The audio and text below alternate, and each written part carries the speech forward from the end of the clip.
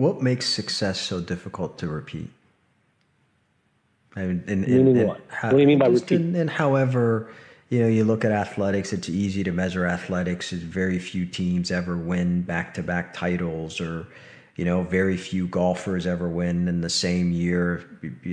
That's why we marvel at people who win Grand Slams. Yeah, those are okay. Okay, those are very interesting questions. Okay, and those are wonderful questions because I love to explore those questions. So, in golf, it said that it's very difficult to follow up a low round with another low round. In golf, it's often said that, as you just said, that it's often the case that a person who is a young person on the tour who just got his tour card, if he wins once, he probably won't win for a very long time. Now, it's how you And it's process true. that.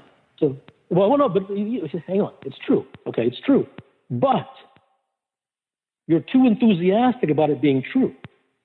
Okay, okay.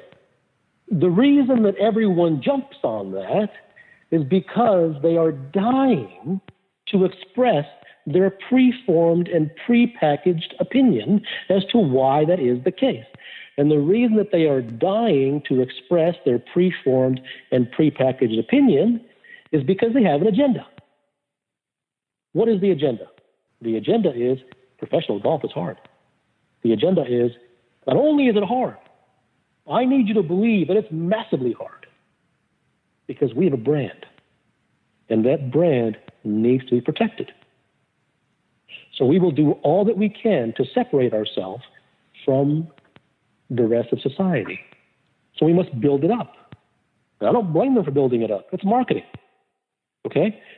But when you live in that room and you are constantly given that message, guess what you become? So we haven't seen the truth. We have only seen conditioned responses. So that the truth would only be known if you had two populations. One population continually heard the message, the Kool-Aid, the recycled air, and then the other population lived in a jungle. And they never heard the Kool-Aid, never drank the Kool-Aid and breathed the recycled air. Then you could say that even if the environment that lived in the jungle, so to speak, that was never exposed to the talking heads and the media and so forth, and the prevailing dogma, that if they produce the same results, then maybe there is something natural going on which might make that true. But you can't say that as long as there is an interference factor of the media and the recycled air and the Kool-Aid. You cannot say that that is natural and that is not created and manufactured by propaganda. It sells books and it sells eyeballs. Sure, but the player himself doesn't really care about that. He's the one who really suffers, right? Back to our original statement when we first started today, it's buying into the culture. See, the person who rejects everything, who knows that everything out of everyone's mouth is a lie, that person's got to change. So I've never asked you this.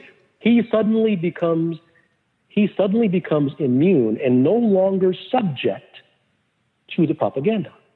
And by the way, in order to address quickly the outraged, so to speak, they're going to come back with, well, you don't think golf is hard? You think the PGA Tour is easy? That's always the outraged questions, right? There's no interest in seeing the truth. They just want to, express outrage. And of course, golf is difficult. And of course, the PGA Tour is full of great players. But the results that are happening cannot be ascribed to natural human tendencies. They can be ascribed to interference by propaganda and the influence of a cultural environment as a petri dish in which the players live.